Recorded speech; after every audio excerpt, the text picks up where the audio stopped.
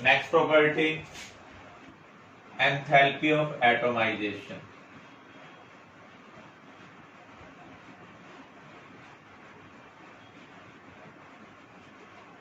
Transition element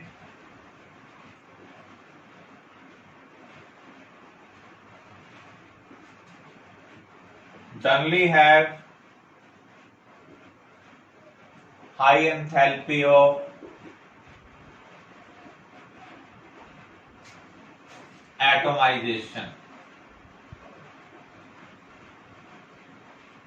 due to presence of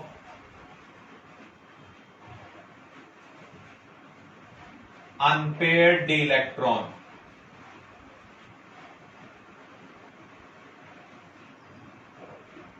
which involve in covalent bonding.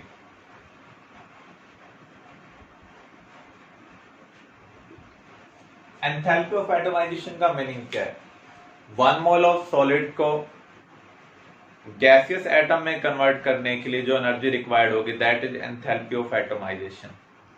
Solid piece के अंदर जो atoms है वो बॉन्डेड है with the help of metallic bond, with the help of covalent bond. और covalent bond किसकी वजह से बनते हैं? अनपेयर्ड इलेक्ट्रॉन की वजह से.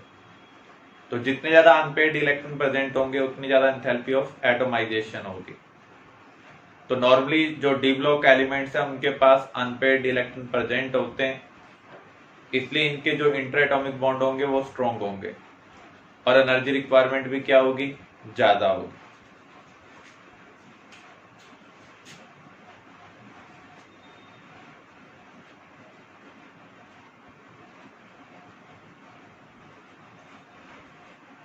Catalytic property,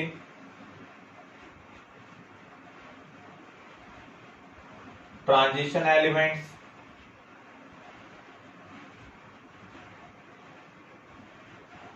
generally act as catalyst due to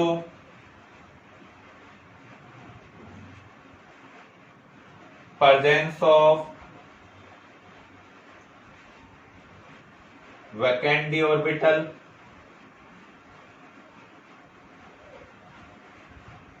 and property to show variable oxidation state.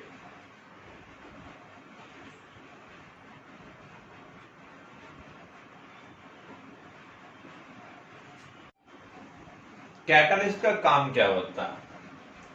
Catalyst एक हमें अल्टरनेटिव पाथ प्रोवाइड करते हैं जिसकी एनर्जी रिक्वायरमेंट क्या होती है? कम होती है.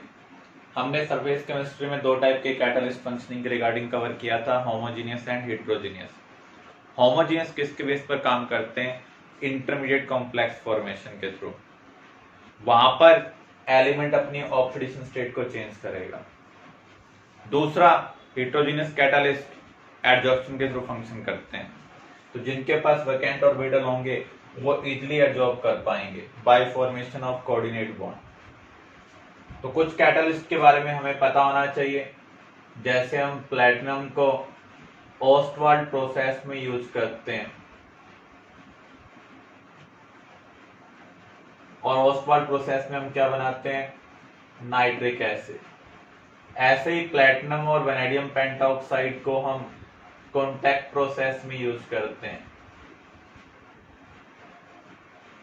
To prepare sulphuric acid. Iron को हम हैबर प्रोसेस में यूज करते हैं टू प्रिपेयर अमोनिया. ऐसे ही क्यूप्रस क्लोराइड को डेकॉन प्रोसेस में यूज करते हैं टू प्रिपेयर क्लोरीन. ऐसे ही हमें एक कैटलिस्ट और ध्यान रखना है, जिगलर-नाटा catalyst.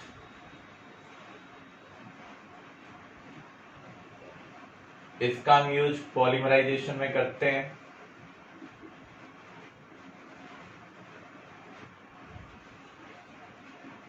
Try ethyl aluminium plus titanium tetrachloride. तो जो जो टाइटेनियम है यहाँ पर वो किससे बिलोंग कर रहा है? ट्रांजिशन एलिमेंट से बिलोंग कर रहा है। तो हम मोस्टली देख रहे हैं ट्रांजिशन एलिमेंट ही एज ए कैटलिस्ट एक्ट कर रहे हैं, क्योंकि उनके पास वैकेंटी ऑर्बिटल है। दूसरा अपनी वो ऑक्सीडेशन स्टेट भी क्या कर सकते हैं? चेंज कर सकते हैं।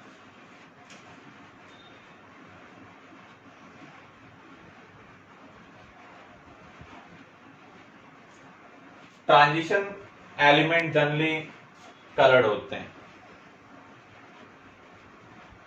Transition elements and their compounds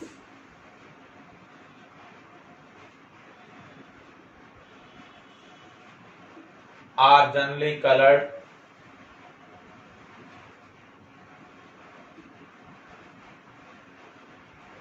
due to presence of unpaired d electron which involves in dd transition।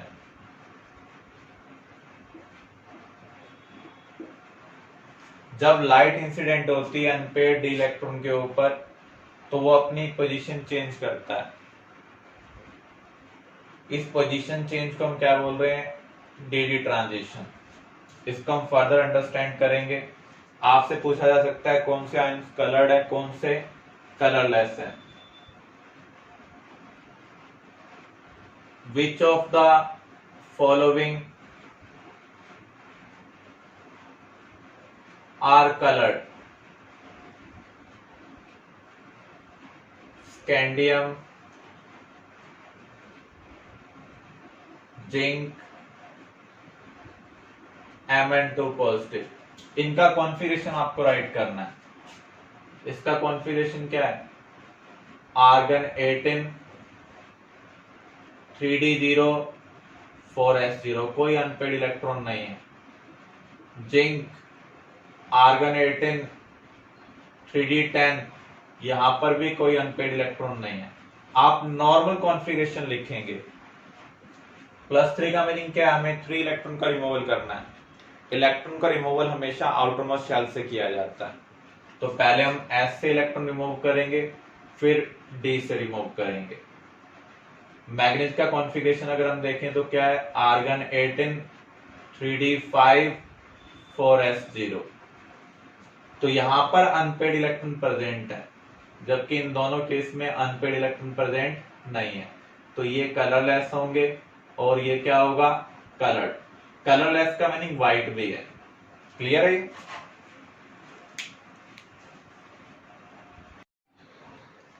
अभी हम कलर के रिगार्डिंग डिस्कशन कर रहे थे। कलर्ड होने के लिए कंडीशन क्या है? आयंस के पास अनपेड इलेक्ट्रॉन होने चाहिए। तो जब उनके ऊपर लाइट इंसिडेंट होगी तो उस केस में इलेक्ट्रॉन एक्साइट होगा और वो कलर के लिए रिस्पॉन्सिबल होगा।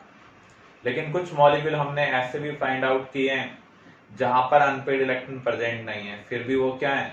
कलर्ड है। KMnO4 K2Cr2O7, इसमें किसी के पास अनपेड इलेक्ट्रॉन नहीं है।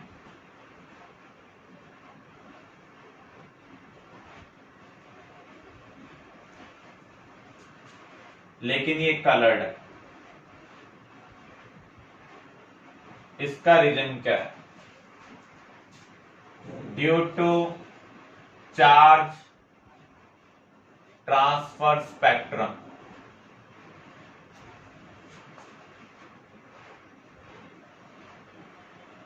जो चार्ज का ट्रांसफर हो रहा है वो इलेक्ट्रॉन डोनर टू रिसीवर हो रहा है। यानी जो मेटल एटम है उसको electron donor species EN difference की वजह से इलेक्ट्रॉन प्रोवाइड कर रही हैं। इलेक्ट्रॉन डोनर स्पीसीज को हम बोलते हैं लाइगेंड। तो M यहां पर मेटल को रिप्रेजेंट कर रहा है, L यहां पर लाइगेंड को रिप्रेजेंट कर रहा है। अगर आप मैग्नीज की ऑक्सीडेशन स्टेट देखें तो +7 है, यहाँ क्रोमियम की +6 है, ऑक्सीजन -2 है, तो किसी के पास भी अनपेड इलेक्ट्रॉन नहीं है, फिर भी ये कलर्ड है क्योंकि यहां पर लाइगेंड से इलेक्ट्रॉन मेटल की तरफ ट्रांसफर हो रहा है, चार्ज ट्रांसफर हो रहा है, इसकी वजह से ये कलर शो करते हैं। कंपाउंड्स ऑफ सिल्वर, जैसे जैसे कोवलेंट कैरेक्टर इंक्रीज होगा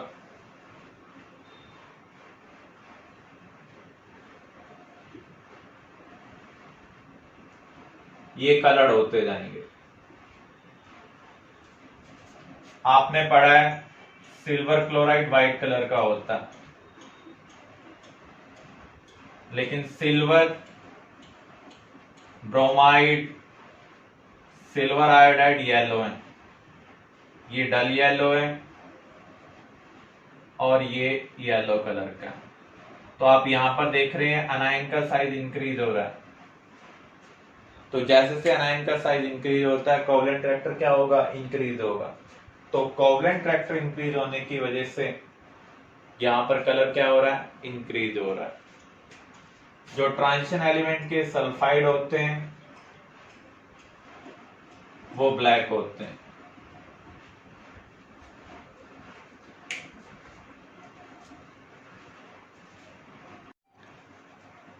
next property, enthalpy of atomisation.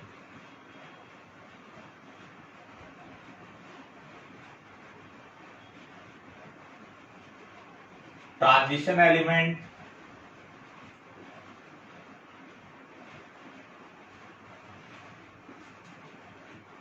generally have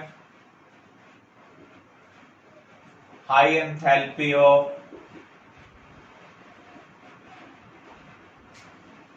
atomization due to presence of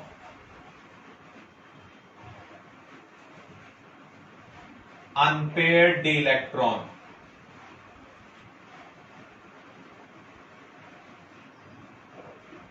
which involve in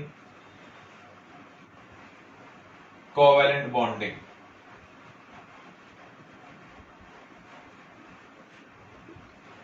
enthalpy of atomisation का मीनिंग क्या है? 1 मोल ऑफ सॉलिड को गैसियस एटम में कन्वर्ट करने के लिए जो एनर्जी रिक्वायर्ड होगी that is enthalpy of atomisation. Solid piece के अंदर जो एटम्स है वो बॉन्डेड है with the help of metallic bond, with the help of covalent bond, और कोवलेंट बॉन्ड किसकी वजह से बनते हैं, अनपेयर्ड इलेक्ट्रॉन की वजह से। तो जितने ज्यादा अनपेयर्ड इलेक्ट्रॉन प्रेजेंट होंगे उतनी ज्यादा एंथैल्पी ऑफ एटोमाइजेशन होगी। तो नॉर्मली जो डी ब्लॉक एलिमेंट्स हैं उनके पास अनपेयर्ड इलेक्ट्रॉन प्रेजेंट होते हैं, इसलिए इनके जो इंटर एटॉमिक बॉन्ड होंगे वो स्ट्रॉन्ग होंगे और एनर्जी रिक्वायरमेंट भी क्या होगी, ज्यादा होगी।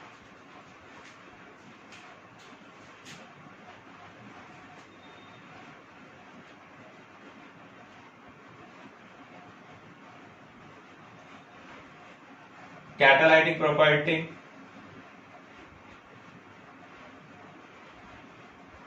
Transition elements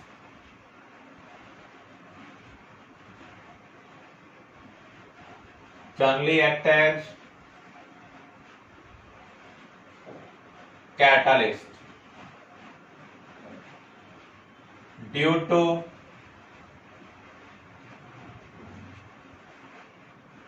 presence of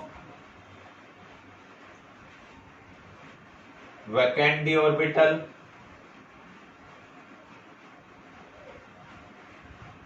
and property to show variable oxidation state.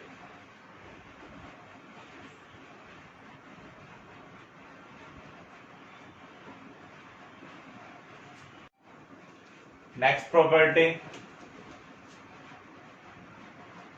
complex formation.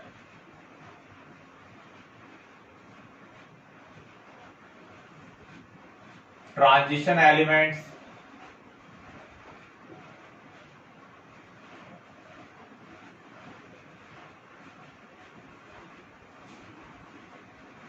generally form complex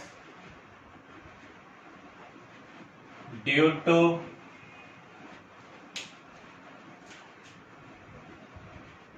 presence of vacant orbitals.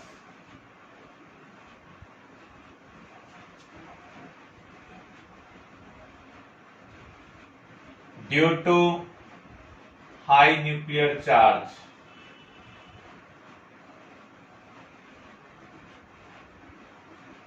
Small size. Complex क्या होते हैं? जब दो स्टेबल कंपाउंड के बीच में कोऑर्डिनेट बॉन्ड बनता है तो उसे हम क्या बोलते हैं? कॉम्प्लेक्स बोलते हैं। और जो नया कंपाउंड बना है उसकी केमिकल प्रॉपर्टीज स्टार्टिंग मटेरियल से डिफरेंट होगी। तो कॉम्प्लेक्स वही बनाते हैं जिनके पास वैकेंट ऑर्बिटल्स हों, चार्ज डेंसिटी ज्यादा हो,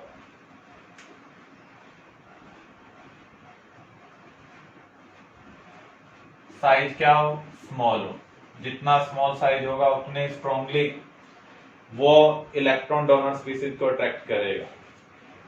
तो आगे हम कोऑर्डिनेशन चैप्टर स्टडी करेंगे जिसके अंदर हम कॉम्प्लेक्स के रिगार्डिंग डिस्कशन करेंगे।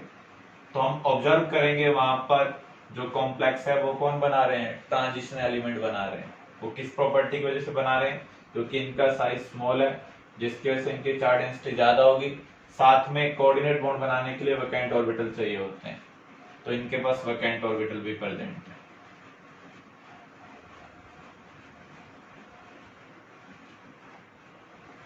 Alloy formation,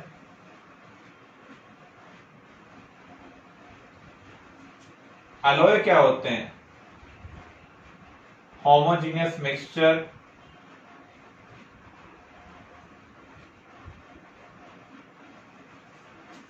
of two or more metals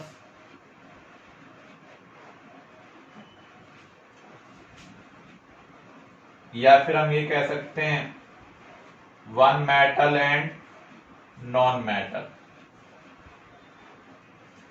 alloy बनाता कौन है? जिनका साइज सिमिलर होगा, एक दूसरे के लैटिस में जो इजीली पोजीशन ले पाएंगे।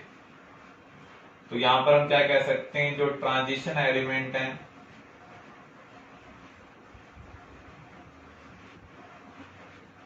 आर सिमिलर इन साइज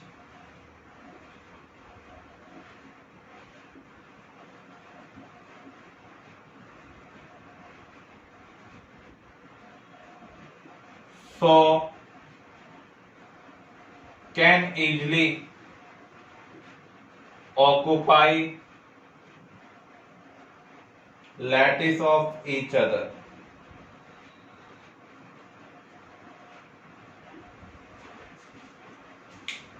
तो अलॉय के अंदर कौन कौन से मेटल प्रेजेंट हैं उनके कंपोजिशन के बारे में आपको पता होना चाहिए, जैसे ब्रास, ब्रॉन्ज,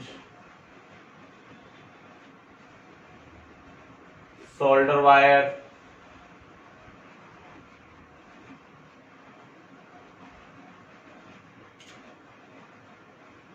तो ये कंपोजिशन इनके बारे में पता होना चाहिए कौन कौन से मेटल प्रेजेंट हैं।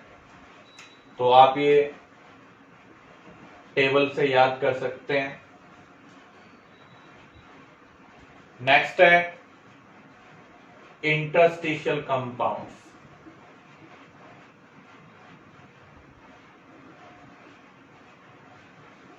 इंटरस्टिशियल का मीनिंग क्या होता है? वॉइड्स। आपको पता है पार्टिकल स्फेरिकल होते हैं, अगर वो एक दूसरे को टच करेंगे तो भी कुछ ना कुछ खाली जगह बच जाएगी। तो ऐसी जगह को हम क्या बोलते हैं? वॉइड्स या फिर interstitial sites. Small size atoms like carbon, hydrogen, nitrogen etcetera occupy lattice of transition elements and form interstitial compounds.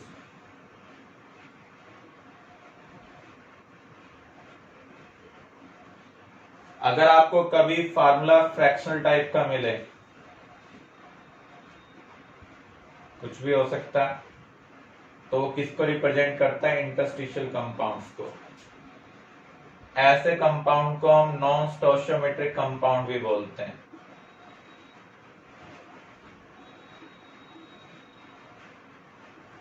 क्योंकि यहां पर जो फार्मूला है वो बैलेंसिंग के अकॉर्डिंग नहीं है। तो जो स्मॉल साइज एटम्स हैं वो ट्रांजिशन एलिमेंट के वैकेंट साइट्स को इजीली ऑक्युपाई कर सकते हैं और क्या बनाते हैं? Interstitial compound. इंटरस्टिशियल कंपाउंड की जो फिजिकल प्रॉपर्टीज हैं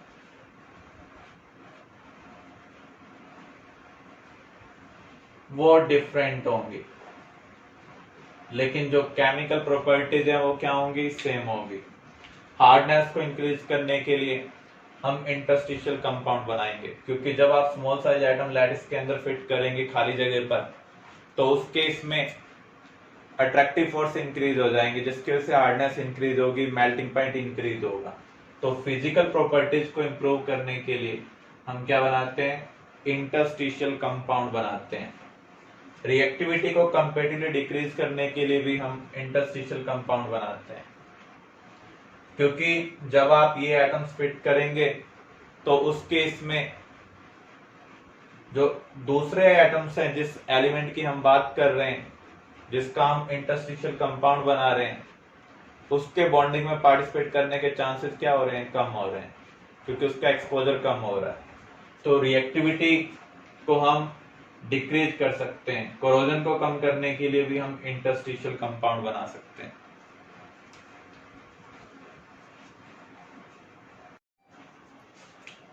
नेक्स्ट, मैग्नेटिक प्रॉपर्टीज।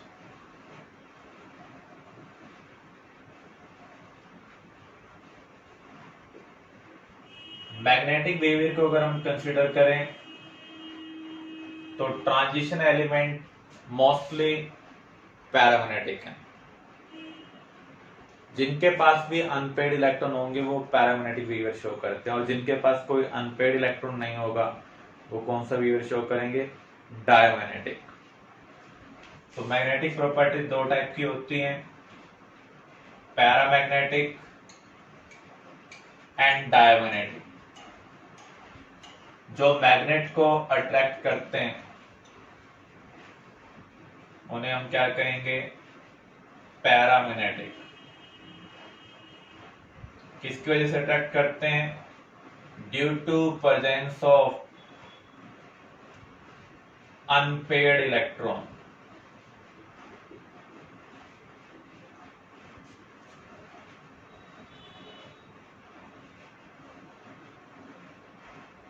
जो थोड़ा सा मैग्नेट को रिपेल करें, और ये किसकी वजह से होगा?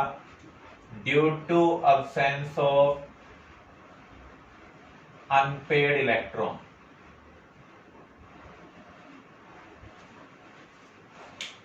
ट्रांजिशन एलिमेंट के पास मोस्टली अनपेड इलेक्ट्रॉन प्रेजेंट होते हैं, इसलिए वो पैरामैग्नेटिक बिहेवियर शो करते हैं। पैरामैग्नेटिक बिहेवियर अगर हमें कैलकुलेट करना हो तो उसके लिए हम टर्म यूज करते हैं मैग्नेटिक मोमेंट, और इसको कैलकुलेट करेंगे using this relationship root of n into n plus 2, और जो मैग्नेटिक मोमेंट की यूनिट है उसका नाम क्या है? Bohr magneton. n यहाँ पर क्या है? Number of unpaired electron. तो जितने ज्यादा अनपेड इलेक्ट्रॉन होंगे उतना ज्यादा मैग्नेटिक मोमेंट होगा।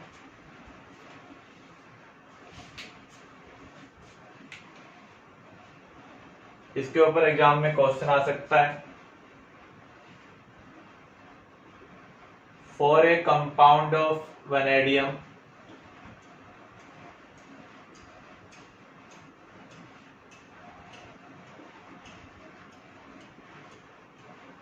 oxidation state of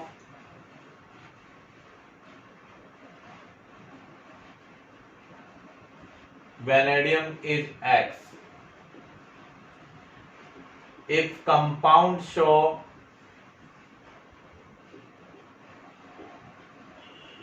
(1.732) Bohr magnetic moment,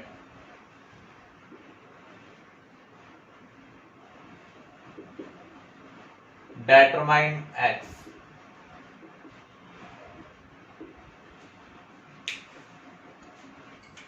यहां पर मैग्नेटिक मोमेंट की वैल्यू हमें दी हुई है 1.732 और मैग्नेटिक मोमेंट का फार्मूला क्या है, n into n plus two root, इसकी वैल्यू 1.732 है। 1.732 का मीनिंग क्या है, √3, तो रूट से रूट क्या हो जाएगा, कैंसिल। सॉल्व कर रहे हैं तो n की वैल्यू यहां पर क्या मिल रही है आपको, 1, तो यहां पर 1 अनपेड इलेक्ट्रॉन है।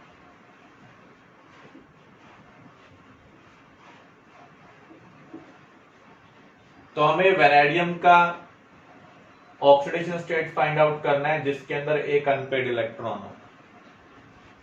वैनेडियम का एटॉमिक नंबर क्या है, सोनी टीवी मींस 23, तो इसका कॉन्फ़िगरेशन क्या होगा, आर्गन 18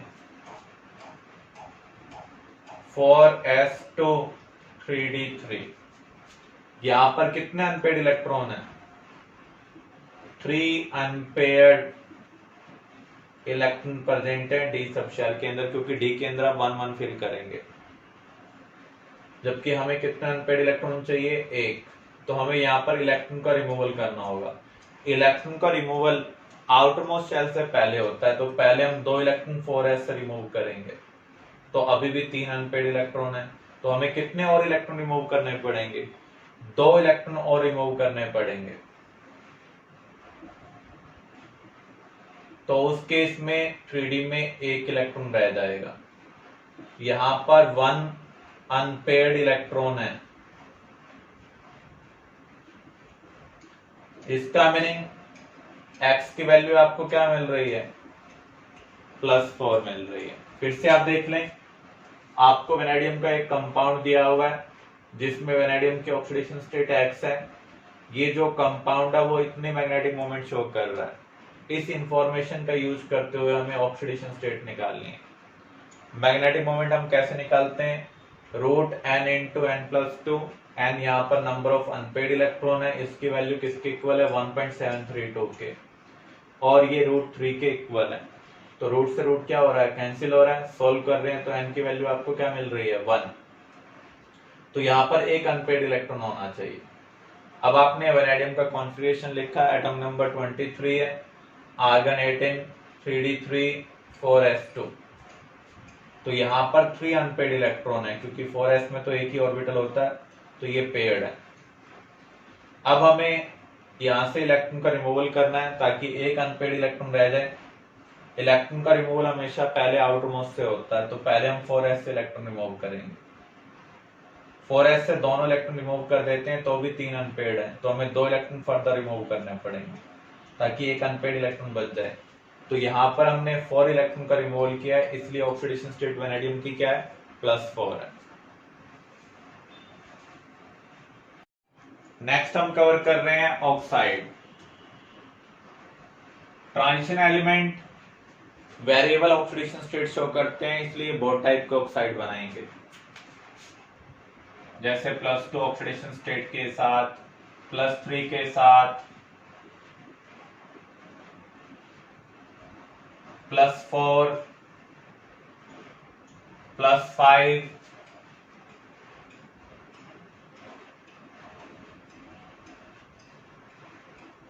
+7,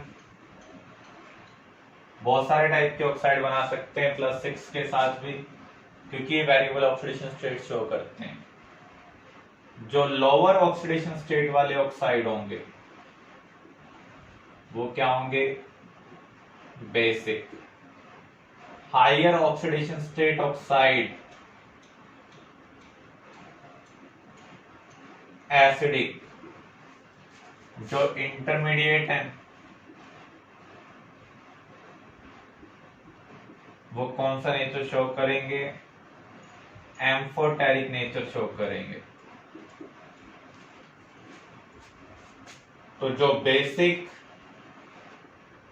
और एम्फोटेरिक ऑक्साइड है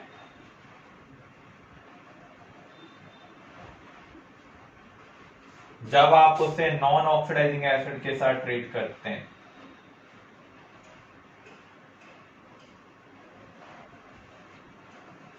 तो वो हेक्सा एक्वा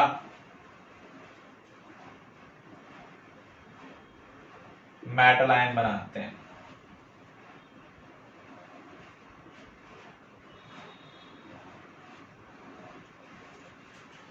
इसका मीनिंग यहां पर मेटल के वैकेंट ऑर्बिटल के साथ जो वाटर है वो कोऑर्डिनेट बॉन्ड बना रहा है। स्क्वायर ब्रैकेट का मीनिंग है कॉम्प्लेक्स, और कॉम्प्लेक्स में दो स्टेबल कंपाउंड आपस में कोऑर्डिनेट बॉन्ड बनाते हैं। तो यहाँ पर 6 वाटर मॉलिक्यूल मेटल एटम के वैकेंट ऑर्बिटल के साथ कोऑर्डिनेट बॉन्ड बना रहे हैं।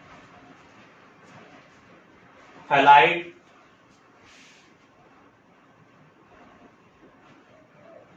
जब आप मेटल को हैलोजन के साथ ट्रीट करेंगे तो ये मेटल हैलाइड बनाएंगे। फ्लोराइड आयनिक होते हैं,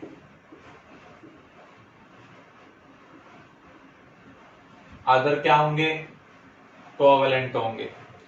फैजान रूल के अकॉर्डिंग जितना ज्यादा अनायन का साइज होगा उतना ज्यादा क्या होगा, कोवेलेंट कैरेक्टर होगा। तो हम ये कह सकते हैं मेटल फ्लोराइड के कंपैरिजन में मेटल क्लोराइड का जो कोवेलेंट कैरेक्टर है वो ज्यादा है, मेटल ब्रोमाइड का उससे भी ज्यादा है, और मेटल आयोडाइड का उससे भी ज्यादा है।